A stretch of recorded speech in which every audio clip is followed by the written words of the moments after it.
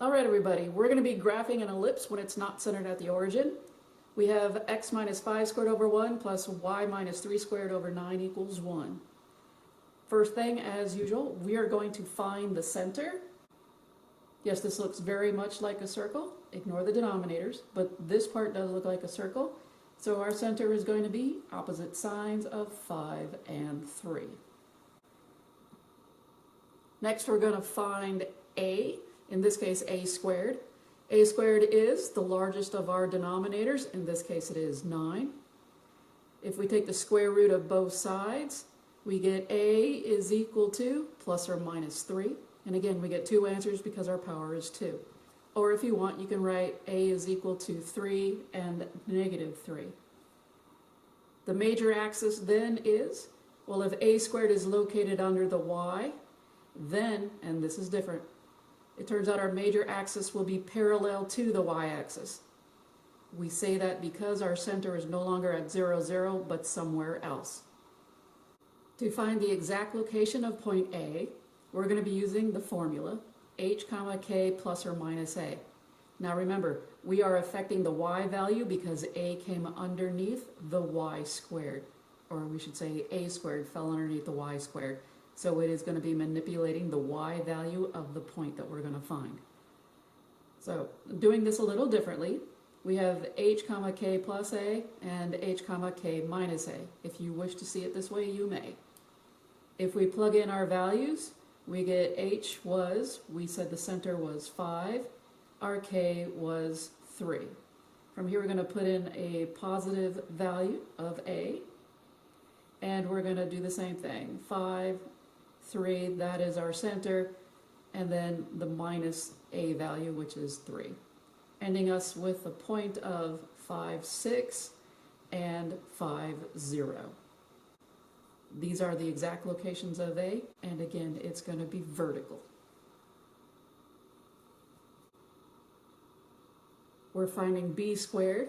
B squared is equal to 1. That was the smallest denominator of our problem. Taking the square root of both sides, we get b is plus or minus 1, or you can write it as 1, negative 1. B is the minor axis because it is the smaller number. And again, it is going to be parallel to the x-axis. It is parallel to the x-axis because of the fact that our center moved.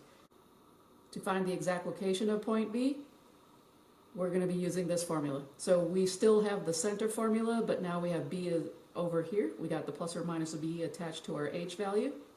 Since b fell underneath our x, it's going to be affecting the x value of our point. So we have h plus b comma k and h minus b comma k. Plugging in our numbers, we have 5 plus, we said b was 1, our k was 3, and then we have 5 minus our b value and k being 3. We have the 0.63 and the 0.43 for our b value. Alright, so far we found our center is 5, 3. We said our a was plus or minus 3 and our b was plus or minus 1. To find the foci, which is c, we're going to be using a squared plus b squared. Now I'm doing this a little differently. A squared, I'm going to square the number a. In this case that would have been 9 if you just look at your original denominators. I'm going to take 1 and square it. This was my v value, but if you look at the original problem once again, b squared was 1, so these two values do match, plus c squared. Pythagorean theorem, just a little modified. I'm going to subtract 1 on both sides. 8 is equal to c squared. What I'm going to do is I'm going to take the square root of both sides. That gives us plus or minus the square root of 8.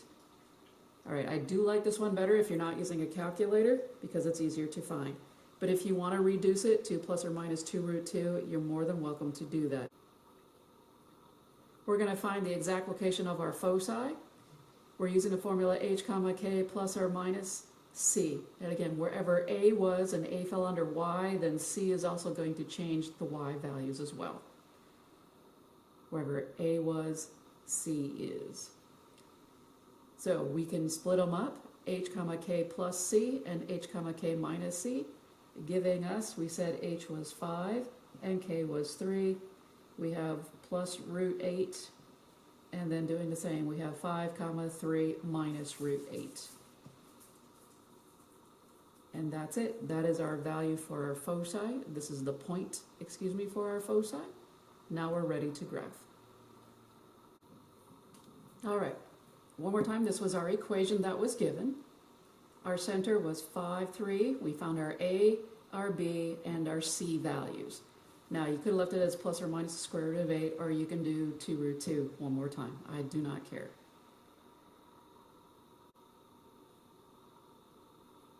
We are going to be using these values to help us graph the ellipse. We said our center was at 5, 3. So 5, 3, there's our center for our ellipse. And then we also said our A was 5, 6. So x is 5, y is 6. And then we also said 5, 0. So x is 5, y is 0. There is the major axis. It is parallel to the y-axis right here. Then we're going to plot our b values. Our b values were 6, 3. So we're going to 6, go up 3 units. And we also had the point 4, 3. And again, this forms our minor axis. You are going to connect the dots, making it nice and curvy. Again, don't do a lemon. We want a nice curve. Now, where is C? Somewhere in this little place is C. Now notice I did not plot it. I would probably use a calculator at this point, and the reason being is you have 3 plus the square root of 8 and 3 minus the square root of 8. It'd probably be more beneficial to actually use a calculator since we are doing this online. If you were to use a calculator, you would probably find that 3 plus the square root of 8 is closer to 6, and that 3 minus the square root of 8 is actually closer to 0. But that's it, folks. If we do something like this, I'll probably have you use a calculator on the exam. But other than that, that's how we graph when it's not at the origin.